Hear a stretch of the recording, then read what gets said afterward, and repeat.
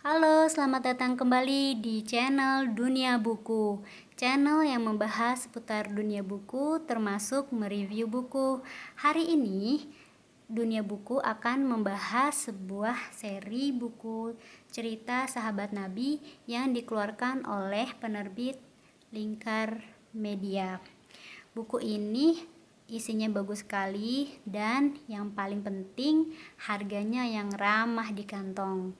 Mau tahu reviewnya seperti apa? Simak video ini sampai habis.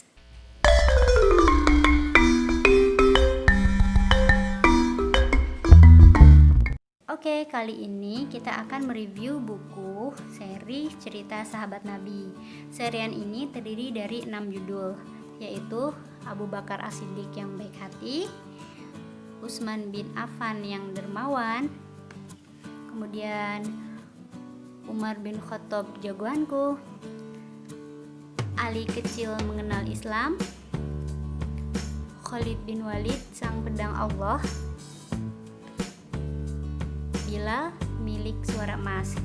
Jadi ada 4 judul pertama yang berisi kisah tentang Khulafaur Rasyidin, tambah dengan Khalid bin Walid sang pedang Allah dan Bilal sang suara emas, sang pemilik suara emas.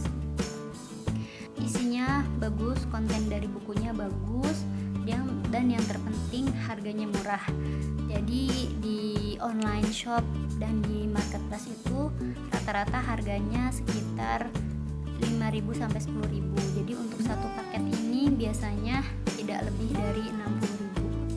Kebanyakan tidak lebih dari 60.000, bahkan ya antara 30, 40 sampai 60.000.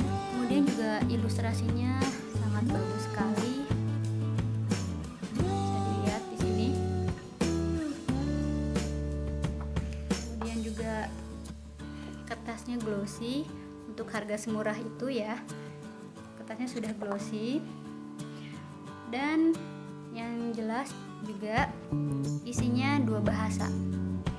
Kemudian sebagai catatan, karena buku ini diterbitkan dengan harga yang murah, jadi dari penerbitnya itu tidak diberi segel, jadi diberinya kondisi seperti ini. Namun itu mungkin untuk menekan biaya penjualan juga. Kita review satu-satu isinya secara singkat saja ya. Jadi untuk Abu Bakar As-Siddiq yang baik hati ini bercerita tentang kebaikan hati Abu Bakar. Di sini diceritakan ketika kaum muslimin sedang hijrah dari Mekah ke Madinah. Pada saat itu kondisi kaum muslimin sedang tidak dalam keadaan aman, dan Rasulullah bersembunyi di Gua Thur selama 3 hari. Pada saat itu Abu Bakar dengan sigap menyiapkan tempat agar Rasulullah bisa beristirahat dengan nyaman. Abu Bakar memastikan Gua Thur adalah tempat yang aman untuk bersembunyi. Abu Bakar menyingkirkan batu-batuan, membersihkan debu dan menutup lubang-lubang kecil yang biasanya merupakan tempat keluar binatang-binatang beracun. Di sini juga ada versi bahasa Inggrisnya. Nah, karena kelelahan Rasulullah tidur dalam pangkuan Abu Bakar. Kemudian ternyata ada satu lubang yang luput ditutup oleh Abu Bakar di dekat jempol kakinya, dan ternyata keluar dari lubang itu keluar ular berbisa yang menggigit kaki Abu Bakar, sehingga Abu Bakar terkena bisa racun dari ular itu, dan Abu Bakar merasa sangat kesakitan. Saking kesakitannya Abu Bakar sampai menangis dan air matanya sampai membangunkan Rasulullah. Kemudian Rasulullah bertanya, ada apa? Dan Abu Bakar bercerita bahwa Abu Bakar digigit oleh seekor ular. Untuk melindungi Rasulullah, Rasulullah Shallallahu Alaihi Wasallam sangat terharu dan segera membantu Abu Bakar mengobati lukanya. Dan atas izin Allah, luka Abu Bakar sembuh, racun ularnya bisa dikeluarkan, dan Abu Bakar tidak merasa sakit lagi. Di buku ini kita bisa meneladani betapa baik baiknya hati Abu Bakar. Kita bisa meniru akhlaknya, misalnya membantu teman kita yang kesulitan, rela berkorban untuk teman yang memiliki tujuan yang baik. Insya Allah, jika kita ikhlas berbuat baik pada orang lain, Allah Subhanahu wa Ta'ala akan menggantinya dengan imbalan yang banyak sekali. Untuk buku kedua, yaitu Utsman bin Affan yang dermawan. Di sini diceritakan tentang kedermawanan Utsman bin Affan ketika kaum muslimin dan penduduk Madinah pada saat itu mengalami kekeringan. Kemudian semua sumur itu juga kering, hanya satu sumur yang tidak kering, yaitu yang sumur yang dimiliki oleh seorang non-muslim. Tapi sayangnya beliau ini, orang non-muslim ini itu memberikan harga yang sangat mahal kepada orang-orang. Nah, atas kedermawanan Utsman bin Affan rela membeli sumur itu dengan harga yang sangat tinggi. Buku selanjutnya yaitu tentang Umar bin Khattab, jagoanku. Jadi di sini juga cerita tentang Umar bin Khattab yang memang pada awalnya seorang jagoan yang sangat ditakuti. Pada saat sebelum masuk Islam, beliau adalah orang yang paling membenci Rasulullah dan kaum muslimin. Setelah itu, dengan doa Rasulullah, akhirnya mendapatkan hidayah, kemudian masuk Islam. Umar bin Khattab akhirnya menjadi pelindung dari umat muslim dan menjadi orang yang sangat berjasa dalam dakwah Islam saat itu. Umar bin Khattab juga memiliki julukan singa padang pasir. Beliau adalah orang terkuat di Mekah saat itu. Jadi di sini teladan yang bisa kita ikuti adalah menjadi orang kuat, tidak menjadi orang yang lemah, agar kita bisa membela agama kita.